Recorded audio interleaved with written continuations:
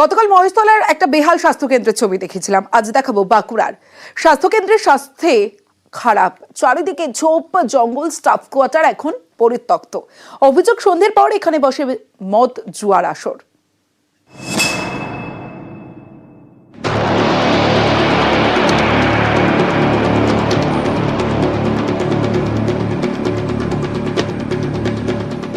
বাঁকুড়া ১ নম্বর ব্লকের কেঞ্জাকুড়া, এখানেই প্রাথমিক স্বাস্থ্যকেন্দ্র। আশপাশের বেশ কয়েকটি গ্রামের বড় ভরসা।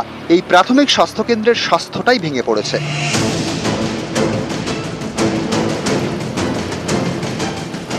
দুপুর 2টো পর্যন্ত আউটডোর খোলা, আউটডোর বন্ধ হলেই শুনশান। স্বাস্থ্যকেন্দ্রের চারিদিক ঝোপ জঙ্গলে ভর্তি। হাসপাতাল চত্বরে রয়েছে স্টাফ কোয়ার্টার্স। দীর্ঘদিন কেউ থাকেন না, তাই পরিত্যক্ত। জানলা দরজার কাঠ উধাও। অভিযোগ, সন্ধ্যের পর এখানেই বসে মদ জুয়ার আসর। খুব খারাপ অবস্থা। এই তো নাইটে এখানে সারা সন্ধ্যার থেকে এখানে জুয়া আড্ডা হয়, কত রকম মদ খায়। এটা আজকাল নতুন না, 20-22 বছর থেকে। গেট লাগাই দেন, গেট ভেঙে দিবে। তালা দিয়ে দেন, তালা ভেঙে দিবে।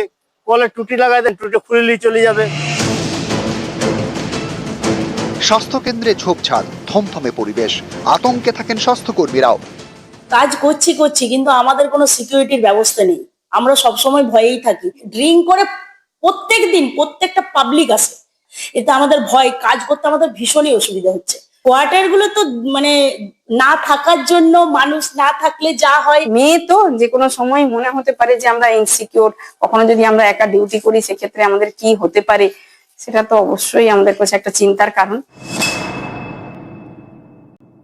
চারপাশে বাউন্ডারি ওয়াল না থাকার ফলে সেখানে নিরাপত্তার একটা সমস্যা রয়েছে। প্রশাসনকে আমরা চিঠি করবো, আমাদের বিএমওইচ রয়েছে, ওনাকেও আমি বলবো যে প্রশাসনকে জানাতে। বা পুলিশ কনস্টেবল দেওয়ার কথা ছিল, সেইটা হয়তো এখনো হয়নি। সেটাও কেন হয়নি সেটা পুলিশ প্রশাসনকে আমরা জানতে চাইবো। বাঁকুড়া থেকে প্রিয়ব্রত গোস্বামী, নিউজ 18 বাংলা।